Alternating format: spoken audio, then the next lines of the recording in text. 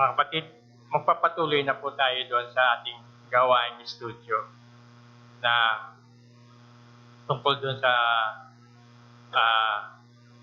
timbulan ng kabanalan.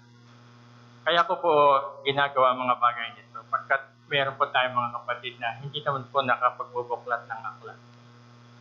Na dahil sa santabi na lamang sa ating mga bahay. Kaya po tayo po ay magpapatuloy sa gawain natin ng studio. At yan po ang kapatid na JC ang siyang mangunguna. Salamat po.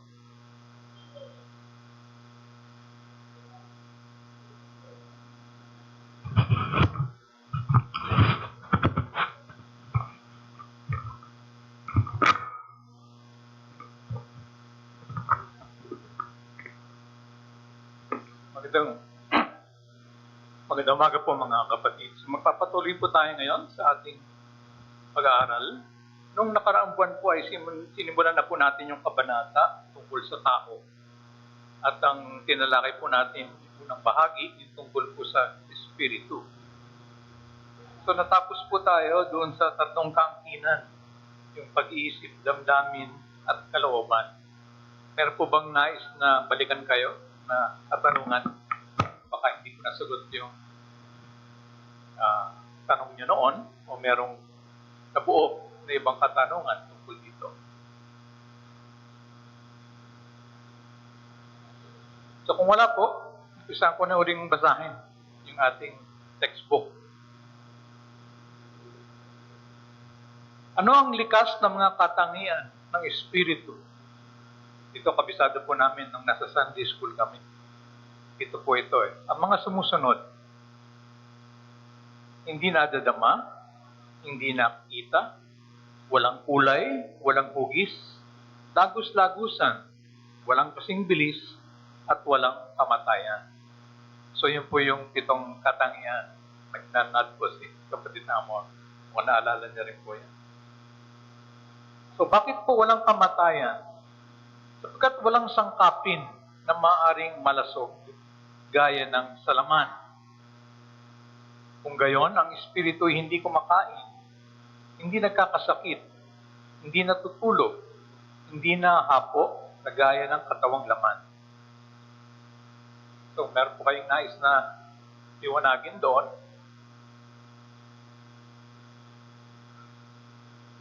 Ito po yung mga katangian, hindi nakikita, hindi nadarama, walang kulay, walang hugis, lagos-lagusan, walang kasing bilis, at walang kamatayan. So yung una pong tinalakay, yung pong walang kamatayan.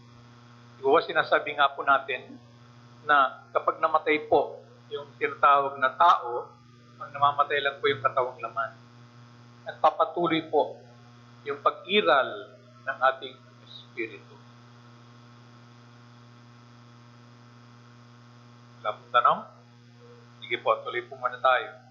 Alin ang namamatay sa tao ang katawang laman? Alin ang ibinabaon na tinatawag na patay? Ang katawang laman lamang. Ang espiritu at per-espiritu, hindi ba kasamang ibinabaon? Hindi po. At saan sumasama ang per-espiritu? Sa espiritu. So, kinakailangan pong maunawaan po natin ito. Tatlo pong sangkapin ng tinatawag nating tao. Espiritu, per-espiritu, at katawang laman. So, namamatay daw po yung katawang laman natin. Dahil nga po, nakikita naman natin, habang tumatanda po, ang tao, nagagapok. Katawang laman, nagkakaroon ng karamdaman. At kapag dumating na hindi na kaya na tumuloy yung katawang laman, ito po yung tinatawag na nating namamatay. Okay. So, yung per-espiritu, yung ikatlong sangkap, sumasama po doon sa espiritu. So, ang binabaon lang po, yung nalalasog, yung naagnas, nabubulok, bumabalik sa halabok, yun pong tinatawag na katawang laman. Okay. Ano ang katayuan ng peri-espiritu para sa espiritu kung patay na ang laman? Siyang pinakakatawan ng espiritu. Kung gayon, ilan ang katawan ng espiritu sa kanyang pagkatao? Dalawa po. Ano-ano? Peri-espiritu at katawang laman. Ano ang patunay sa Ebanghelyo ukol dito? So ano raw pong patunay o patotoo sa Biblia? Nakabanggit doon. Sangayon kay San Pablo, kung may katawan daw ukol sa lupa, ay may katawan ding ukol sa langit. So katawang panlupa, katawang panlangit. Alin ang ukol sa lupa? Ang katawang laman. Alin ang ukol sa langit? Ang peri-espiritu. Sa gayong pangungusap, anong ibig sabihin ni San Pablo sa salitang langit? Ang sagot, ang bayan ng mga espiritu. So maganda pong topic din ito dahil kakatapos lang po ang tinatawag nating araw ng mga patay. So, patotoo po ngayon, nakikita natin nung nangyari po nung November 1, nagkaroon po tayo ng tanging gawain kung kailan napakinggan po natin na nakipagkomunikasyon o nakipag-abot sabi yung mga kahinlog natin na sumakay balang buhay na.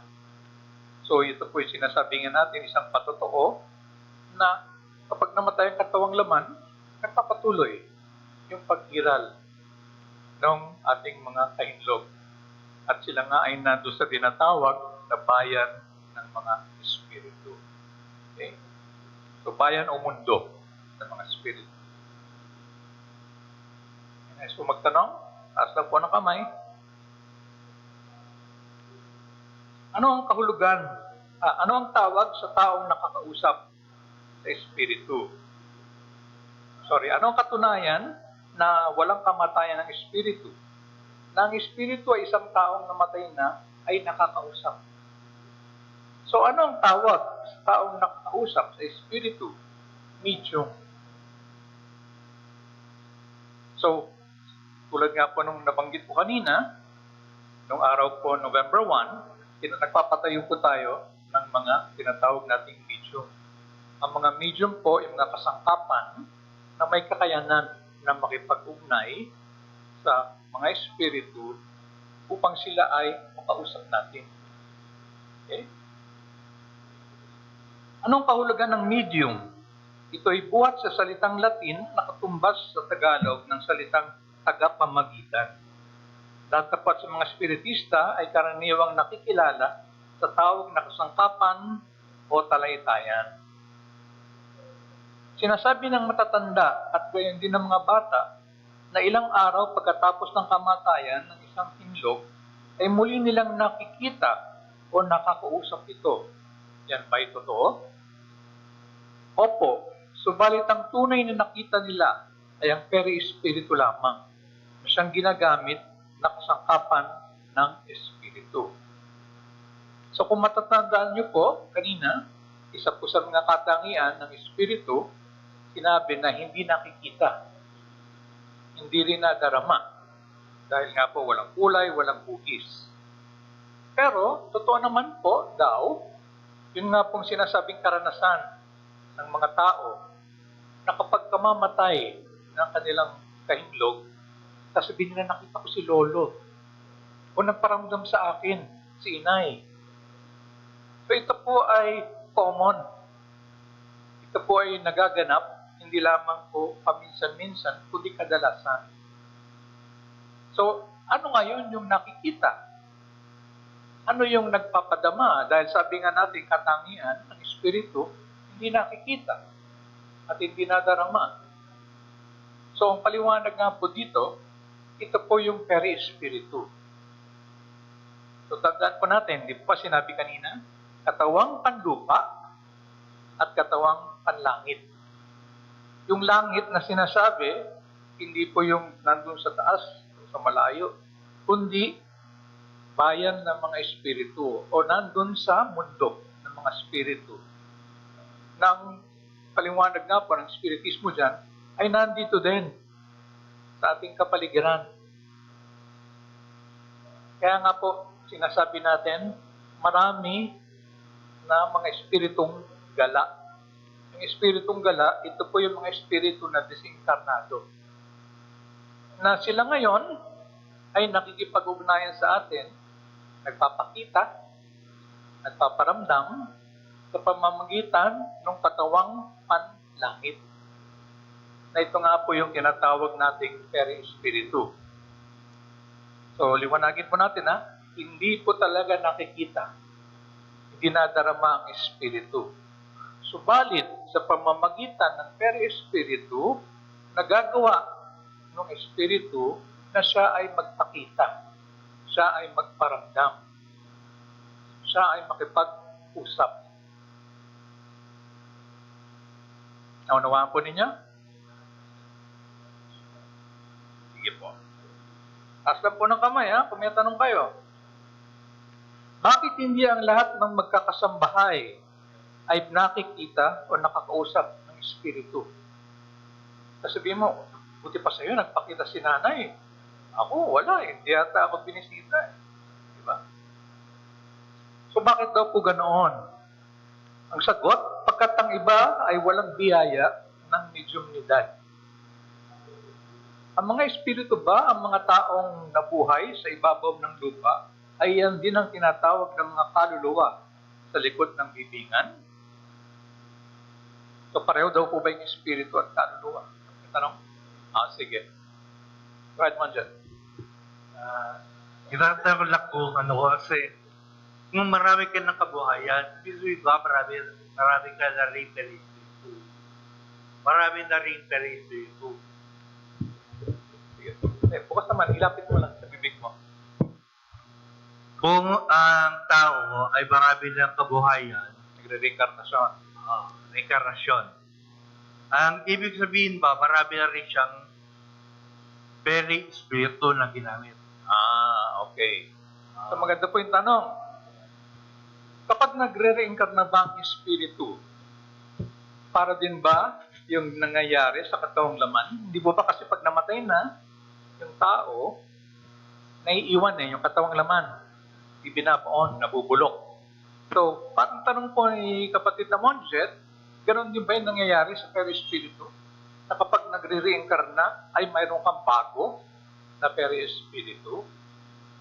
So, ayon po sa ating pag-aaral, ayon sa simula ng espiritismo, hindi po. Dahil nga po, baon-baon yan ng espiritu.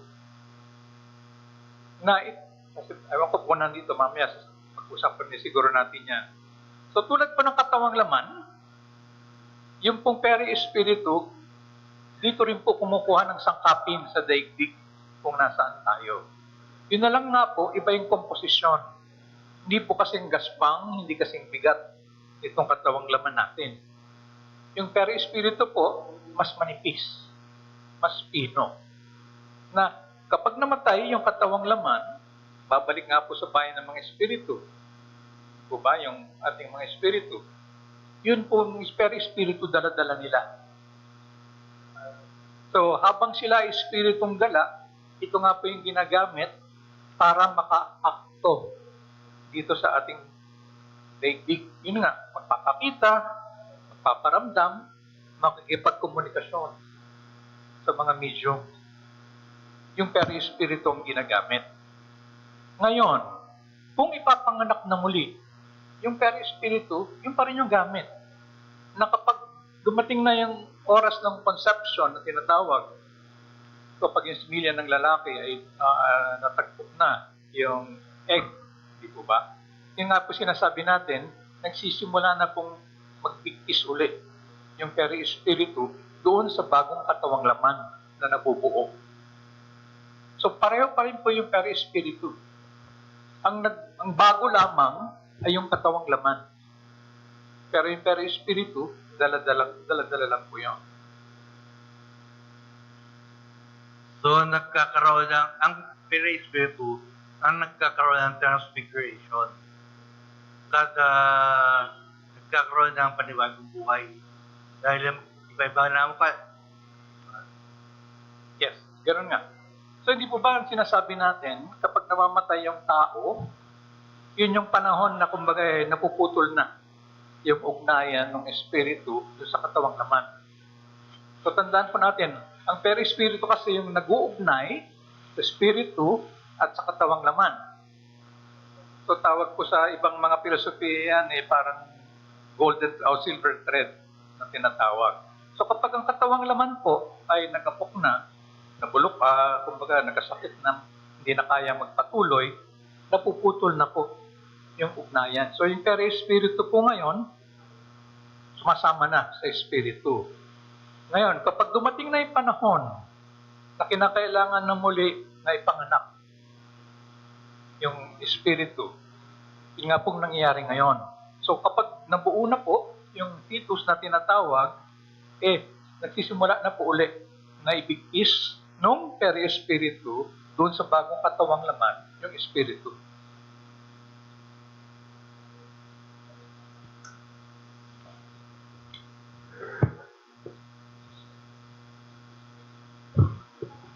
May katanungan po tayo dito sa ating Facebook Live, no?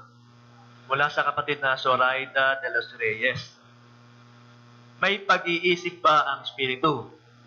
Yan po yung unang tanong niya. Yung pangalawang tanong niya, sa paano mangyayari na nakakapag-message sila sa taong buhay? So, yun nga, yung sa tanong ni Sister Sor, yan nga po yung kaangkinan ng espiritu. Ang espiritu po natin may kaangkinan na pag-iisip, damdamin, at kalooban. Kaya nga po, di ba, nakikita natin, kapag nag-aabot sabi, yung mga spirito familiares, dala-dala pa rin po nila yung kanilang katalinuhan, yung kanilang mga memorya. Kaya nga po, tatawagan kayo. Sasabihin sa iyo, Monjet, sana'y magpatuloy ka sa pag-aaral. Sasabihin ng kapatid na turo. Diba? So patuloy pa rin mong umiiral yung espiritu na sinasabi nga natin, ano ba espiritu? Ang espiritu ay simulaing lakas na mataglay na katalinuhan. So ang espiritu po ang mayroon ng pag-iisip. Yung pong katawang laman natin, hindi po yan yung tunay na tao. Dahil nga po kapag dumating na yung panahon, kapag namatay, naiiwan po yan. Pero nagpapatuloy yung diwa. Dahil yun nga po yung espiritu yung tinatawag natin diwa. At nagagamit ngayon sa pamamagitan ng mga medium na sila ay makipag-ugnayan at makipag-komunikasyon. Si Ate Apa, pakiabot sa kanya, Mike.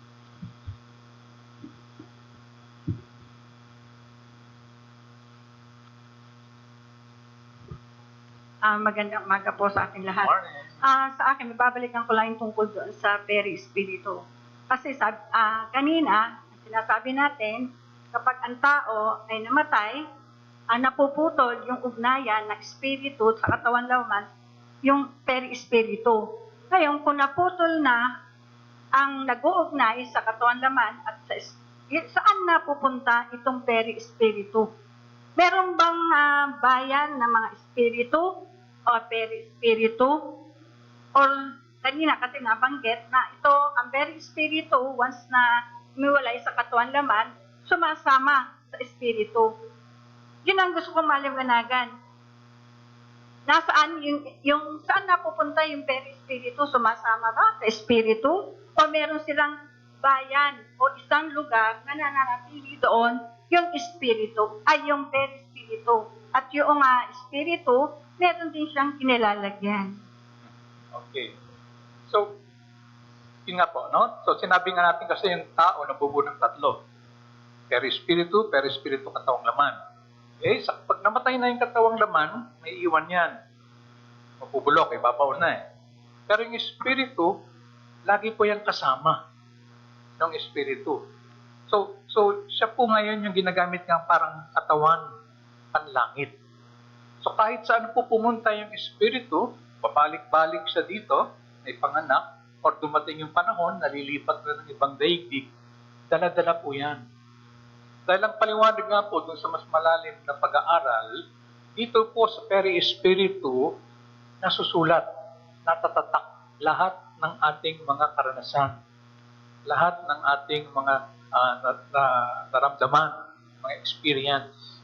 So yung tinatawag po, halimbawa, sa Biblia, Book of Life, di po ba? Na sinasabi, may aklat daw, nakasulat lahat ng iyong ginawa. Sa ibang mga filosofiya, sinasabi, Akashic Record.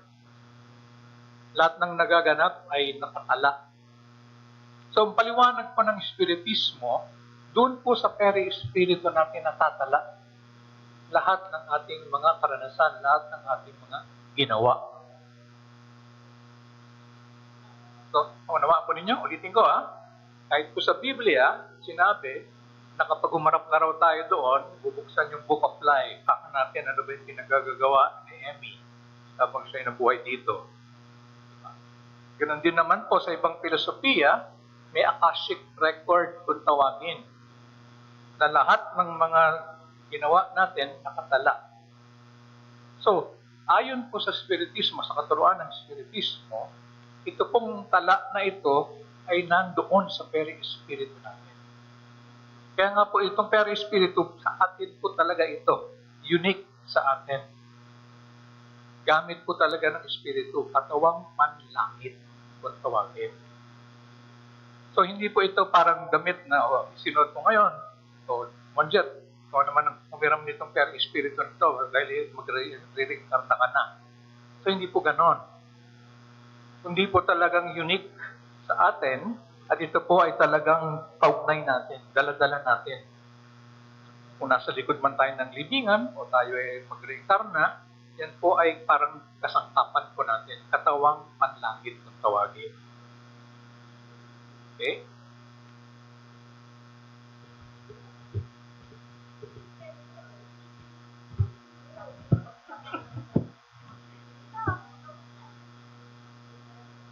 Pinag-usapan din lang po yung tungkol sa pagsilang na Reincarnation, balik-balik Opo. buhay. Hindi ko po alam kung itong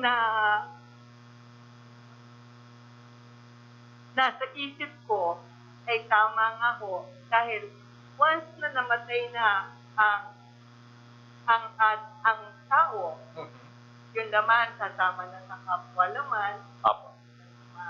at ang espiritu sa kapwa espiritu. Naipaliwanag naman po niyo yung tungkol sa espiritu dahil ang alam ko nga lang po ay espiritu. Espiritu lang. Katawang laman, katawang espiritu na pupunta ang katawang laman, mabubulog sa lupa ang espiritu. Sa pagkakaintindi ko po, o yun lang ang naaabot ng aking pag-iisip, na pagka namatay ang isang tao, Makilapit.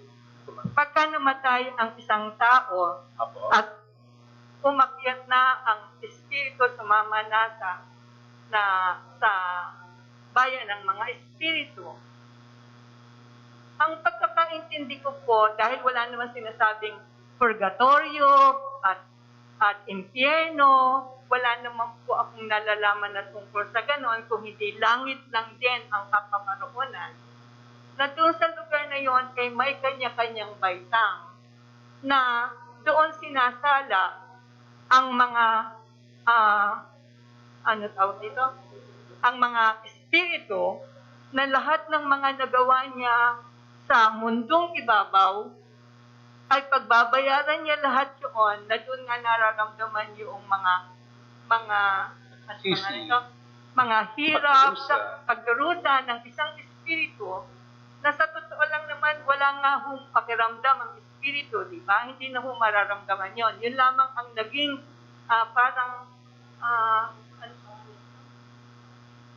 paraan para maunawaan ng mga tao kung paano nyo mapaglilinya-linya ang bawat bagay. Ano po? Ngayon po, kung halimbawang nasala na siya, nalampasan na niya yon, antas siya ng antas, pero sa panahon po ng yon, ay may panahon din para siya ay isilang na magmuli. Na yun nga yung tinatawag nating reincarnation, di po ba? Na pagpasok niya uli sa panibagong katawang laman, ay pinalimot na sa kanya ang lahat ng mga pinagdaanan niya, kaya hindi niya na nalalaman yun. Parang panibagong buhay na uli. Di ba? Ganun nga. Apo. Pagkatapos po noon, ang isang patotoo po niya na maaaring talagang may reincarnation at talagang minsan ang kasama mo na mga kasambahay mo o Dahil meron pagkakataon na nakita mo ang isang tao, di ko naman kilala yan eh. Pero bakit? Parang nakita ko na siya. Parang naging Magaangan loob. siya. Parang magaangan loob niya. Pero namang isang Mabigat. na naiinis ka naman. Opo. Hindi mo naman siya kilala. Opo. Di ba? So, pinag-aaralan ko po na posible nga na merong mga reincarnation. May mga ganoon.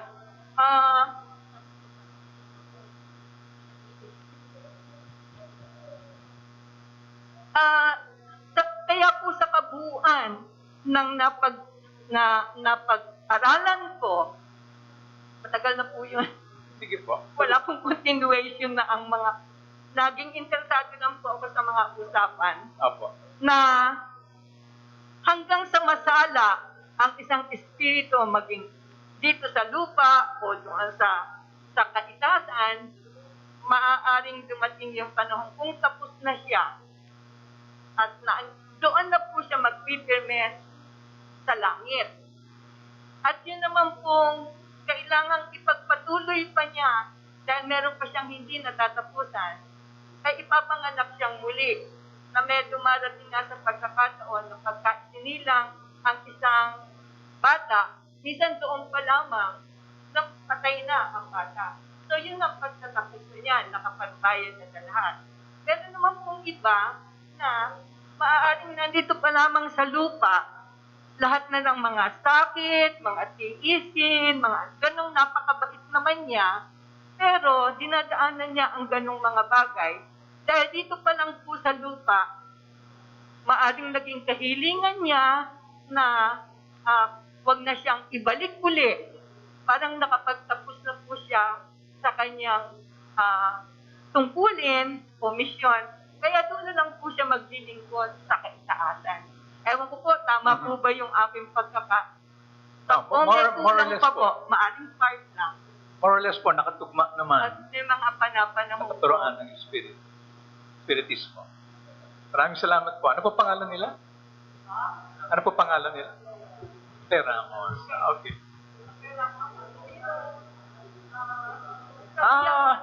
Kapatid po ninyo. Okay. Manugang po. Okay. Okay. Welcome po, welcome. Sanang merong mabanggit ang mister ko, yung Isagani Ramos. Okay. Kasi siya lagi ang tanungan ko ho. Opo. Na nag-uusap kaming dalawa, pag meron akong hindi naiintindihan, usapan po naming dalawa, maaaring meron po siyang maidagdag. Kaya po pala. Magandang umaga po. Nadawit pa ako.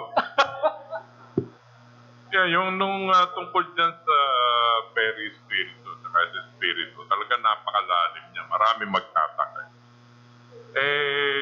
Sa akin po, ang para lang sa, kumbaga sa layman's point of view, tinuturing ko yung Peri Spirito na susi, na dala-dala ng Espiritu kahit saan siya pumunta.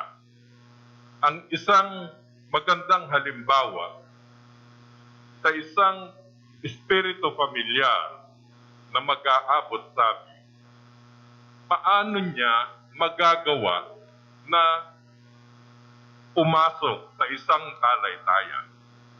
Yun ang isa sa tungkulin ng Peri Spiritu. Ugnay ng isang katawang laman at katawang espiritu. Siya ang nagli-link. Kanya yan, dala-dala ng espiritu saan man siya magpunta. Pagpasalin-salin, pinanganak na maguli, yung pa rin ang Peri Spiritu. At tama po na nasa kanya, siya ang may dala-dala ng lahat ng mga tinupad ng Espiritu dito sa lupa. Yun lang po. Maraming salamat po mga kapatid. Ako po ay nalulugod na kayo ay narito dahil nung Pangulo po ko ng Kabataan, ay si kapatid na Bining po, yung Pangulo naman ng kalalakihan. At kaya nga po nung ako yung umupo rin bilang Pangulo ng kalalakihan, naalala ko po sila noon. Sila kapatid na Bining, sila kapatid na Arturo, yung mga nauna po sa akin. So, welcome po. So, tulad po ng sinabi ng kapatid Sagani, ano? May tanong po kayo, nais kayo i-share? May nais po kayo i-share? Lani? May nais kayo i-share? Jet, pakibigay.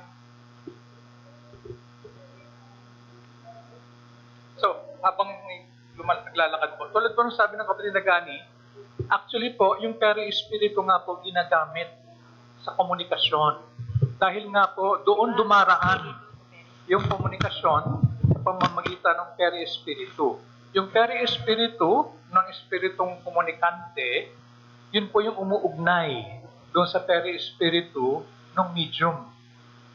So ito po yung nangyayari din, nakwento ko na po yata ito minsan, yung sinasabi nating napoposes. So, paano po nangyayari yon? Hindi po niya inaalis yung espiritu o peri-espiritu ng tao, tapos siya yung papalit, hindi po. Kumbaga po, nag-uugnay, bumibigkis yung peri-espiritu ng espiritu doon sa peri-espiritu ng tao. Kaya ngayon po, kapag naghalo na yan, sa pamamagitan po noon, nakokontrol niya kung ano yung sasabihin, kung ano yung gagalaw ng tao na pinoposes kung tawagin. Okay?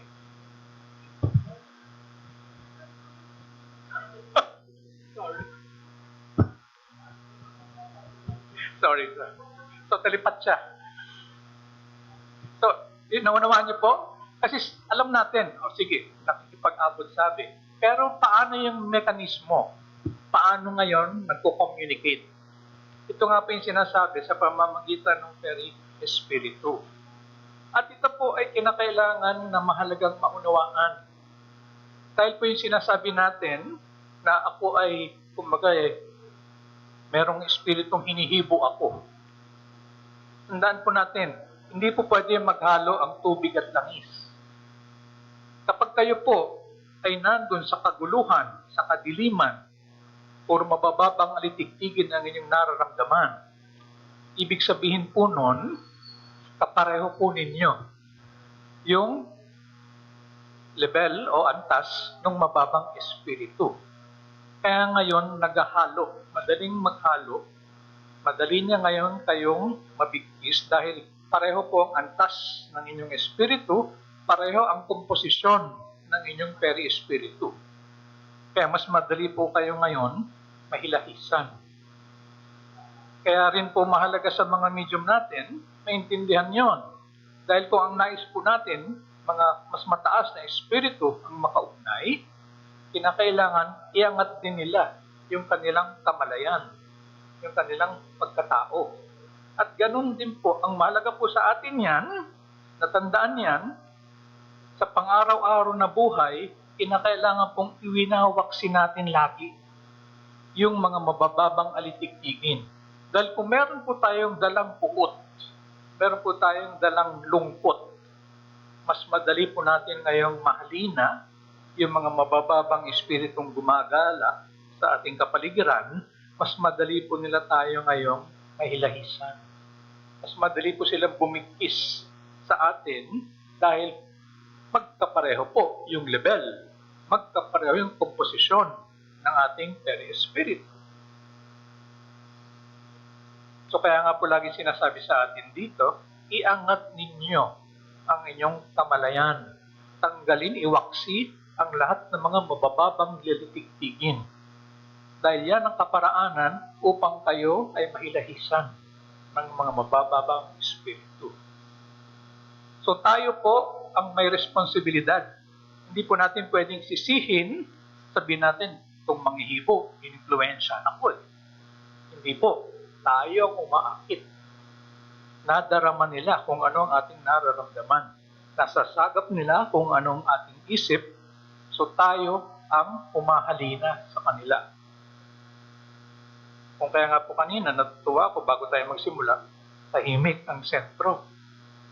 Andiyan na yung mga medium natin sa taas, nananahimik. Ganon din tayong mga miyembro nasa baba. Dahil nga po mahalaga, bago magsimula ang sesyon, natanggal na po natin lahat ng mga kaguluhan sa ating isip. Para po mahalinan natin yung mas matataas na espiritu.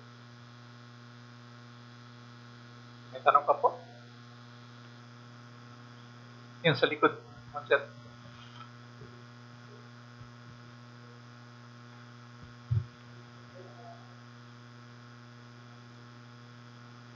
Pakibanggit muna pangalan. Friends po. Friends. So, ang question ko po is, so, it means na yung spirit ko ngayon, hindi siya particularly nakakonect sa same very spirit sa past incarnations ko. Since pwede kumonect yung spirit sa kahit anong very spirit at a time, basta as long as same yung level, yung antas. Tama po. So, tignan ko lang kung tama yung pagkaunawa ko sa tanong mo. No? Yung espiritu nga, may kanya-kanya yan. Na very espiritu. Okay? Now, yung sinasabi natin pwedeng kumonect is, yun nga, maaari sa pamamagitan ng very espiritu natin, dun magkaroon ng link para ngayon magkaroon ng komunikasyon. Okay? So, that means, halimbawa, yung spirit ko, same spirit, sa susunod na incarnation ko, Dala ko pa rin. Same dalawa yung very spirit. Pero pwede po ba na sa ibang very spirit connect o uniquely connected sa isang Same lang, isa lang. Lagi nating dala-dala yung very espiritu. So hindi natin to parang yung katawang laman na nagpapalit-palit tayo sa bawat buhay. Lagi nating kasama. Di ba sinabi nga, kapag namatay yung katawang laman natin, naghihiwalay na. Di ba tatlong sangkap? Katawang espiritu, very espiritu, katawang laman. So kapag namatay ang tao, yung katawang laman lamang yung namamatay, yung nabubulok. Yung very espiritu, sumasama na doon sa espiritu. So it could be said na parang like the spirit which is eternal. Ulit, Very, pwedeng sabihin na, yung spirit po is eternal. Yes. So we can say that yung very spirit is eternal as well. Yes. Kasi lagi siyang nakadikit Yes. sa spirit. lagi siyang nakadikit. And uniquely, 1:1 talaga. Yes, 1:1. Ngayon, nagbabago din. Habang umaangat yung ating yung ating espiritu, yung ating kantasan, yung ating espiritu rin nagbabago na. Pero same pa din na espiritu. The same pa rin yung Same pa din. Pero yun nga, habang umaangat na, yung ating espiritu, nagiging mas pino na rin. Kung paano, sinasabi nga dito sa atin, yung ating katawang laman, kapag tayo ay nando na sa mas mataas na mga daigdigan, mas pino na. Hindi na ganito kagaspang, hindi na ganito kabigat. Kaya nga, masasabi natin, sa mas mataas na mga daigdig, wala na ng mga matitinding sakit tulad ng cancer. Wala na yon. Dahil nga, mas pino na yung katawang laman doon. Dahil mas mataas na yung antas ng espiritu, bumabagay ngayon yung kanyang mga kasangkapan. Yung kanyang espiritu, pati yung kanyang katawang laman. Sorry, last question po. Gusto ko lang maintindihan po ng mas Sige, malalim. okay lang. Ang pagkakaunawa po is yung very spirit. Siya yung, I would say, since siya yung nakakonect sa body, parang semi-material siya in a way. So, sa kanya yung nai-imprint yung life experiences natin dito sa mundo. Given that, ang pagkakaintindi ko sa spirit, hindi naman siya material, nakakonect lang siya sa spirit. So, tama po ba sabihin na parang yun yung spirit, yung pinaka-core ng being natin, kung sino po tayo, yung moral values po natin? Yes. Tanda natin, yung pag-usapan natin last time, ang espiritu ang may kaangkinan ng pag-iisip, damdamin at kalooban. Hindi yung espiritu. Yung espiritu, parang kasangkapan lang yan. Pero ang core, yung tunay na tao, ay yung espiritu. So, yun. Yes. Thank you po. Thank you, Dan. Sa kabila, Jet. Pakiabot yung microphone.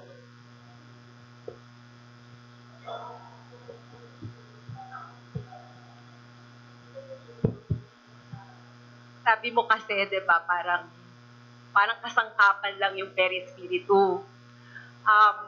So bakit hindi na lang maging katangian ng espiritu? Yung katangian ng perispiritu, bakit hindi lang diretso sa spiritu? Bakit kailangan pa na merong perispiritu? Kasi nga, yung sinasabi nga, yung explanation, yung espiritu, ibang uri, di ba, ibang klase. Ngayon, para makisalamuha, makiugnay sa mundo ng materya, kinakailangan mayroon ng kaparaanan. At ito nga, yung peri-espiritu. So, daraan tayo later on sa peri-espiritu, pero medyo tumalo na tayo. Diba? Kung nakakaramdam ng galit, ng puot, ang espiritu ang mayroon yan, di ba? Kasi ang espiritu ang mayroon ng kaangkinang pag-isip, damdamin at kalooban. Pero nahahayag sa katawang laman, yung puot na yan, bumibilis yung tipok ng ating puso. Di ba? Magkaka-heart attack.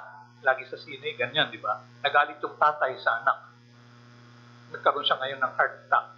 So, kasi mula nga sa espiritu na mayroon ng damdamin, dumaan doon sa kanyang peri-espiritu para mahayag doon sa katawang laman. Yung kabaliktaran, ganun din naman. Life experience, sabi nga ni Rez. Di ba? So kung mayroon kang pinagdaraanan na cancer na talagang makirot, parang kay Jimmy noon, di ba?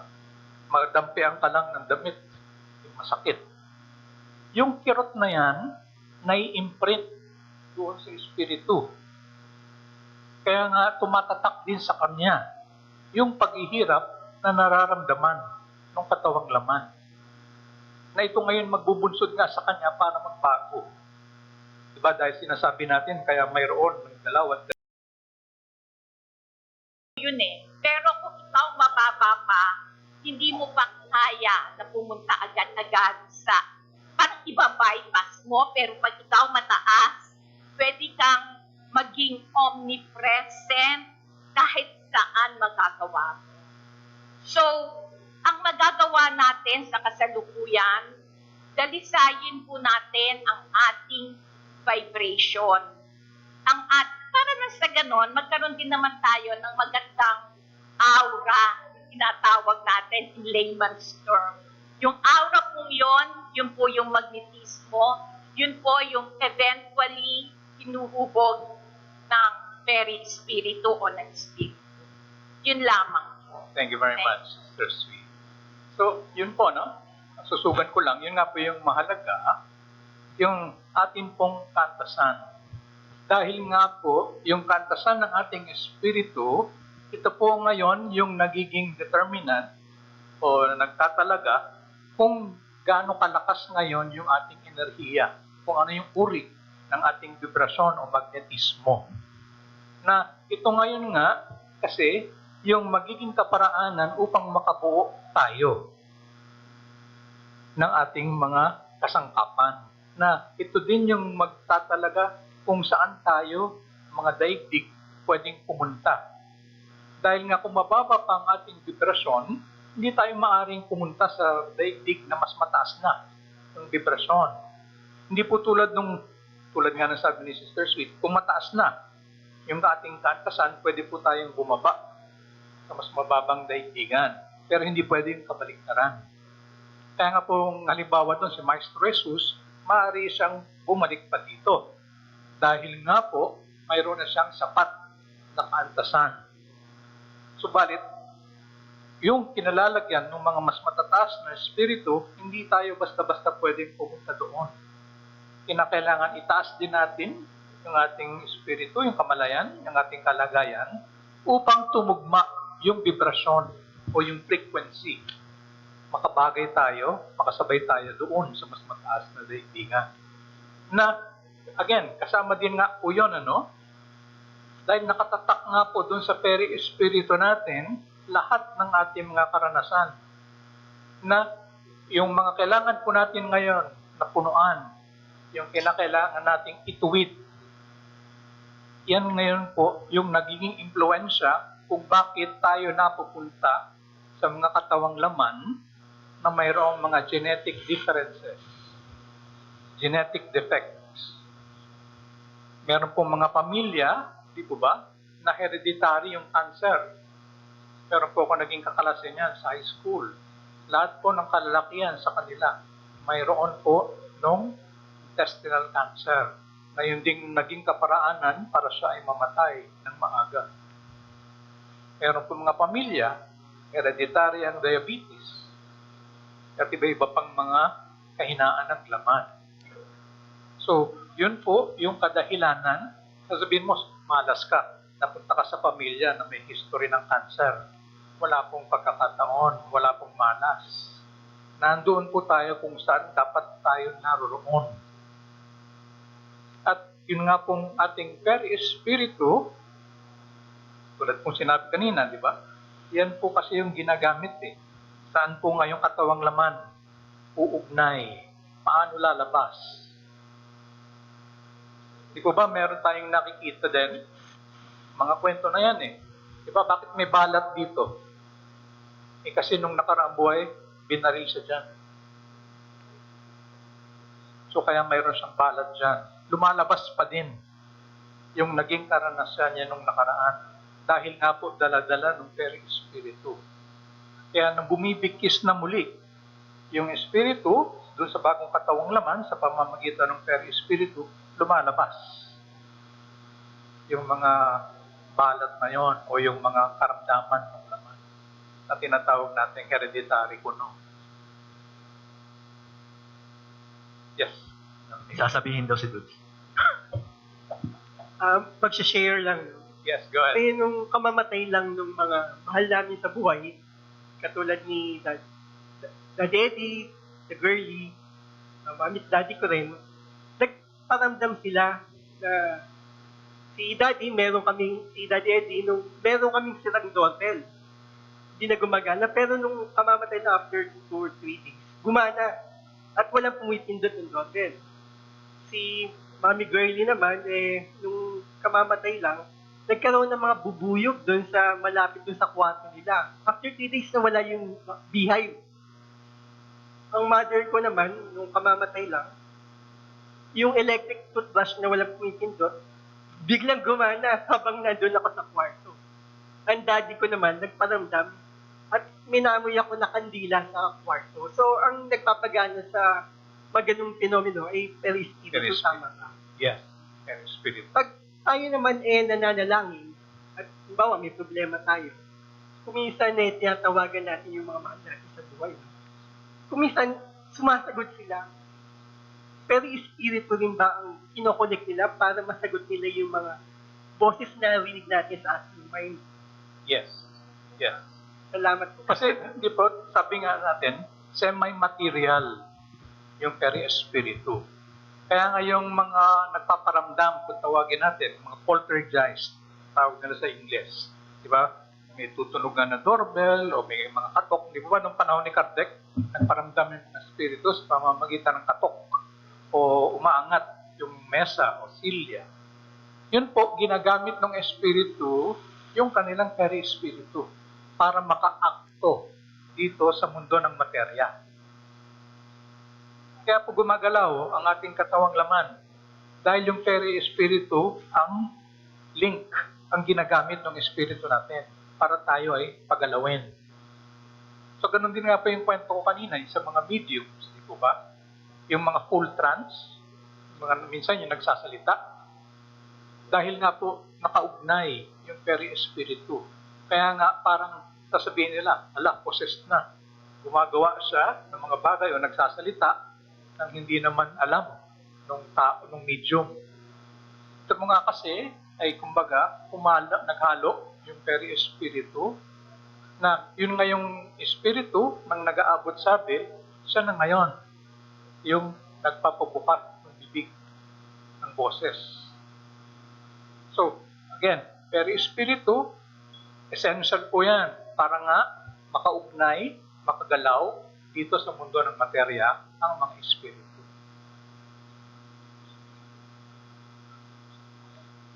Yes, Kuya.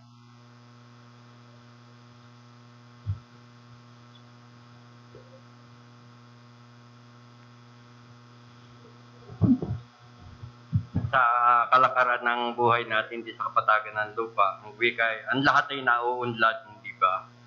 Kung ang katawan laman ay nauunlad at ang diwa sa kanyang pagkabuhay at pagkatapos pagkamatay nauunlad, ang perispirito rin ba ay nauunlad, hindi ba? Kung gayon, lumilitaw sa ating pag-uusap na iisa lamang talaga ang perispiritus, balit may kakayahan siya na ihulma ang kanyang kalagayan doon sa katawang laman na kanyang ginagamit at pagkatapos ay ito ay kanyang natatandaan ng espiritu. At sa ganon, unti-unti nauunlad din ang perispiritu hanggang sa dumating ang panahon na siya, na ang espiritu ay naunlad na, ay wagas na, ay halos wala na yung perispiritu dahil kumapit na sa kasi nga, sa ating pag-aaral, lumalabas na para bang marami tayong perispiritong ginamit sa bawat kabuhayan. Pero ang katotohanan, iisa lamang, sabalit nauunlad siya na nauunlad at may kakayahan na matandaan yung kanyang kalagayan noong nakaraan niyang kabuhayan. Upang sa ganon, kung siya ay magpakita dito sa tao na iba ang kanyang pangalan o iba ang kanyang kaanyuan, eh yun ang makita niya. Kung dito naman sa atin, yung kaanyuan na nakilala natin yung espiritu. Malinaw po ba yung ganon? Okay. So, linawin ko lang din, ano? Ang nauunlad ay yung espiritu. Dahil yun po yung tunay na tao. Okay? Ngayon, yun na lang nga, bumabagay ngayon, kung habang umaangat yung kantasan ng espiritu, nagiging mas pino na nga eh. So, tumataas din yung vibrasyon, yung magnetismo niya. Kaya nga, lumalabas na yung peri-espiritu nasasama, nadadamay sa pag-unlad ng espiritu. So, tandaan po natin, ang nauunlad talaga ay yung espiritu. Ito pong peri-espiritu, yung katawang laman, mga kasangkapan lang po yan. Kaya nga po yung sinasabi natin, di ba? Yung nararamdaman nating aura ng tao, na ngayon ko palang nakita to, pero alam ko mabait na tao ito. Dahil nga po, ang nasagap natin, yung vibrasyon ng kanyang peri-espiritu. Yung aura. Kaya nga sinasabi ng iba, di ba? Parang may liwanag. Maliwalas yung mukha nito. Di ba? Dahil nga po, nasasagap natin yung mas mataas na vibrasyon.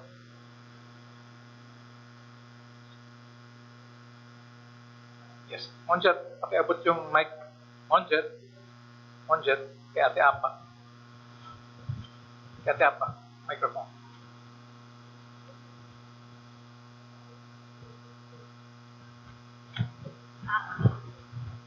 Siguro, kasi ito nangyari, may pangyayari na gusto kong magkaroon ng magandang paliwanag kasi may nagpaliwanag na ito sa akin, pero hanggang ngayon, hindi malinaw.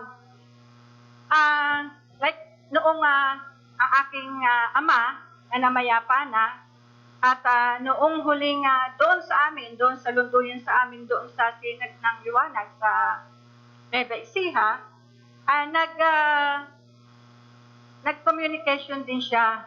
At ang sabi niya, dala ng pangangailangan, kaya siya nagbalik. Pero siya ay na-reincarna na sa ibang lugar. Na-reincarna. Ang tanong ko, paano nangyari na isang tao na na-reincarna na ay muling nakapag-abot sabi? Dahil ang pinag-uusapan natin dito ay yung espiritu at peri-espiritu at katawan laman. Kung siya ay nag-reincarna na, ang sinasabi natin dyan, ang paliwanag ay kaya siya nakapag-abot sabi, pansamantalang nahimbing sa pagkakatulog. Yun ang paliwanag sa akin. Ngayon, kung siya ay pansamantalang nakatulog o nahimbing, yung bang peri-espiritu niya para makapamahayag siya sa amin, nasaan, naiwanan ba doon sa katawan laman niya na nahihimbing? O at gumamit siya ng ibang peri-espiritu ng talay-tayang ba ang kanyang ginamit? Kaya siya nakapamahayag? O nung kanyang pagkakahimbing ay pansamantalang nawalan siya ng buhay? O nahimbing lang siya sa pagkakatulog? Yun yung sa akin eh. Kasi ang paliwanag din sa akin dyan, pansamantalang gumamit din siya ng peri-spiritu. Dahil daw yung peri-spiritu, nahandyan lang sa tabi. Nahandyan lang, sabi pa nga nakakahon. Kaya ginamit niya uli para makapamahayag. So, kung gumamit siya, paano yung peri-spiritu na iniwanan niya na kasalukuyang siyang nahihimbing ng pagtulog? Yun ang gusto kong anak, kasi hanggang ngayon, questionable pa rin sa akin. At hindi ko alam kung yung paliwanag sa akin na yan, na nanghiram ng peri-spiritu, na nahandyan lang, kaya siya nakapamahayag. Kasi nangyari sa amin niya. Sige po. Pero hindi po ba ang paliwanag nga, andito rin sa talat na ito, ang paliwanag po, kapag tayo ay natutulog, yung natutulog lang ay yung katawang laman. Yung espiritu, hindi po natutulog yan. Diba? So, habang natutulog yung katawang laman, yung peri-espiritu natin, nakikipag-ugnayan doon sa mga kahinlog natin, doon sa mga protectores natin, o kung sino pa man ng mga espiritong gala. So, sila ay naglalakbay. So, ang nangyari po, pag ganon, nag-aabot sabi, kahit nabuhay pa, yun nga, nahihimbing o nananahimik.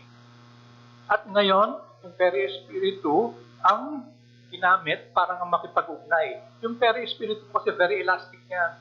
Kaya nga po sa ibang filosofiya, ang tawag nga po silver thread, yung tinatawag, na habang buhay ang tao, yung peri-espiritu nakaugnay lagi na doon sa kanyang katawang laman. Na depende na ngayon sa kantasan ng espiritu kung gaano kalayo ang pwedeng abutin ng stretching na yon at kung ano ang kanyang maaring gawin. So, sa nangyari po sa inyong ama, di ba? Nakipag-communicate. So, umugnay doon sa medium para nga siya ay makapag-abot sabi. Pero sa mas mataas na mga espiritu, tulad halimbawa ni San Antonio de Padua, ito'y nagsalita daw siya, nakita siya sa ibang lugar. Ito ay dahil mayroon na siyang sapat na pantasan upang yung tinatawag nila sa English apparition, na akala mo nandoon, na nakikipag-usap, pero hindi naman talaga yung kanyang katawang laman dahil nga nasa ibang lugar, kundi yung peri-espiritu niya, yung nakita. Okay? So, depende nga talaga sa kantasan ng espiritu kung paano niya mamamanipula, paano niya magagamit. So, doon po sa kwento niyo, nangyari sa inyo nga, maaari po yun, makipag-ugnay sa isang medium para makapag-abot sabi habang naihimbing. So, maaari po yan. So, sinesenyasan na po ako ng kapatid na Emmy. Tatapusin na po natin ang ating pag-aaral sa pagkakataong ito. Napakasaya nga po at marami ang nagpa-participate ngayon. Sa susunod na buwan po sana ay lalo pag mas marami. Maraming salamat po mga kapatid.